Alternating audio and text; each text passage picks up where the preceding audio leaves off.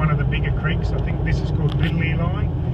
Always pays to slow down for this one because this one's sometimes a lot bigger than some of the others.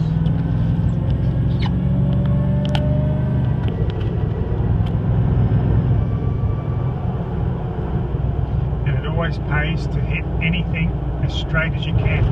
Go straight across the creeks and straight up and over any little mounds. Don't get side on. Always hit them and approach them at a 90-degree. Alright, we're just coming up to Eli Creek. When you cross Eli Creek, always slow right down because quite often it can get deep. It has quite a steep drop off on this side. Like today, if it's got a drop off like that, try and go straight off it rather than on an angle. And this is all fresh water. Always look out for this softer sand. You can notice a change in the colour of the sand. When you do see those softer patches, always slow down because they will rock your vehicle from side to side. So I see the change in colour, so I start to slow down. That way, if it is very soft and boggy, I'm not going too fast and I won't lose control of my vehicle.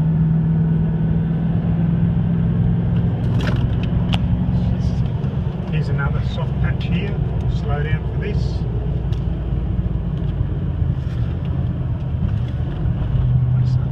This is a very chewed up soft patch.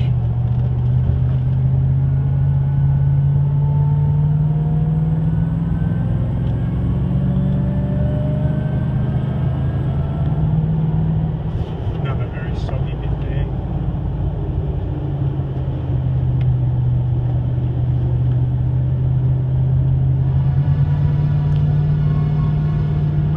Sitting on 80 kilometres an hour at the moment, only because we know the beach extremely well. But if you don't know the beach, just take it a bit easy, sit on 60, and then you've gives yourself plenty of time to slow down for anything that's out of the ordinary.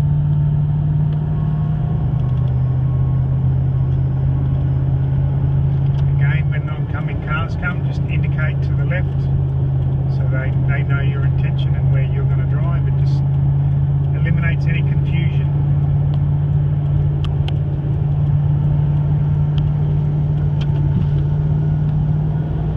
Always give way to the big tour buses because it's a lot harder for them to manoeuvre around on the beach because they're a lot bigger and heavier than we are. So we just generally give them the right of way.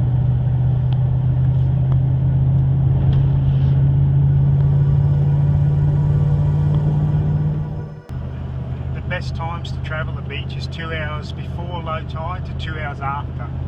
So we try and, if low tide's at 12 o'clock, we'll try and get on the barge at 10 o'clock, which gives us 4 hours of really easy driving along the beach. You can travel at a higher tide, but you use more than double the fuel and you're driving up in the very soft sand.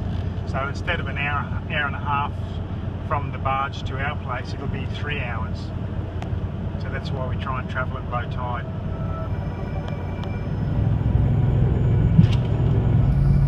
At the moment it's just after high tide, about an hour and a half after high tide, and you see the smoother part of the sand that I'm driving on. Just stay down close to the water because the sand's going to be a lot firmer. But remember, when a car comes the other way and you have to go up into this soft sand, you need to slow down a bit because it'll throw your vehicle around. And when a car comes, you'll come back up to here and let them pass on your right hand side.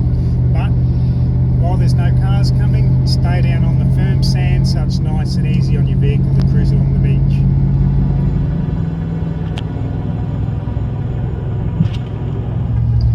That haze we can see on the beach there is just the salt spray off the waves. So when we drive on the beach, we'll put our headlights on so oncoming traffic can see us.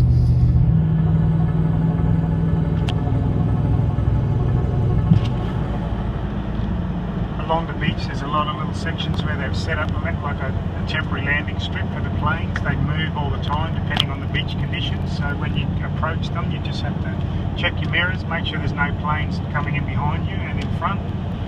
If there is, just pull right over to the side, go through slowly.